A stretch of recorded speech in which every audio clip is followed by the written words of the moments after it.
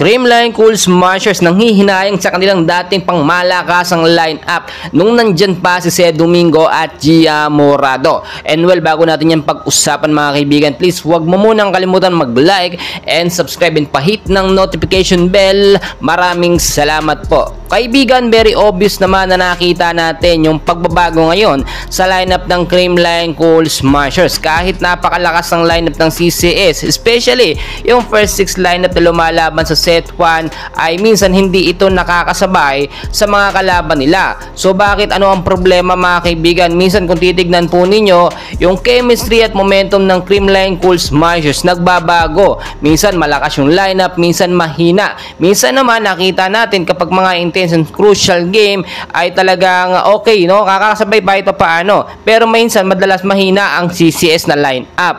At kung titignan po ninyo sa mga previous game or sa mga nakarang laban ng CCS, kadalasan po dyan, no, ay laging umaabot sa set 5. Hindi naman kagaya nung dati, no, nung nandyan pa si Ced Domingo at Gia Morado, hanggang 3 or 4 set lamang yung nagiging laban. At hindi po sila basta-basta natatalo lamang. Hindi naman kasi pwedeng si Gemma Galanza, Liza Valdez, Tots Carlos lang ang lalaban, no. Siyempre kompleto yan, dapat yung 6 player na yan ay kompleto at solid na solid.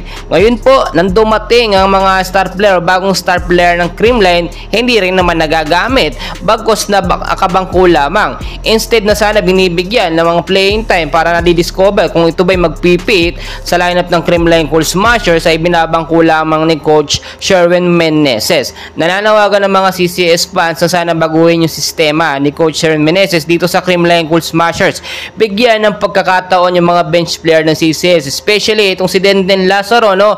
Anong halaga na kinuha pa nila pero hindi naman pala pinaglalaro. Etong si Mapi Galanza, pamalit lang talaga, hindi naman nabibigyan ng right spot or mahabang playing time para ma-showcase niya yung kanyang talento. Hindi ba nila alam na si Mapi Galanza kapatid ni Gemma Galanza? Kaya naman yung kalibre ng paglalaro ni Mapi Galanza ay kaparehas ng kay Gemma Galanza. So nakikita po natin dito, takot na takot mag-take ng risk etong si Coach Sherwin Meneses na kumuha ng ibang lineup ng Creamline Cool Smashers para lumaban. Kung titignan nyo sa laban ng CCS at ng Petrogas Angels, maganda yung set 1, no? Lamang na lamang ang CCS, ilang puntos ang nailamang nila. Pero pagdating ng set 2, 3, 4 hanggang sa 5, doon po humihina ang lineup ng Creamline Cool Smashers. Bakit humihina, kaibigan? Babago-bago po kasi, no, ang sistema. Laging rotate yung mga player. Wala namang problema doon. Pero syempre kapag alam niya maganda yung laruan ng isang player, wag nang palitan. Minsan kasi ang ganda ng pinapakita ni Mapi Galanza, ang ganda ng pinapakita nila Bea De Leon, pero pinapalitan niya ng player which is nawawala yung chemistry at momentum sa loob. Mga kaibigan, abangan natin yung susunod na laban nga po ng Creamline Cool Smashers kung anong pagbabago at sistema ang kanilang nai-adjust. Kaya tuloy-tuloy pa rin ang suporta sa ating mga pambato. And please huwag kalimutan mag-like and subscribe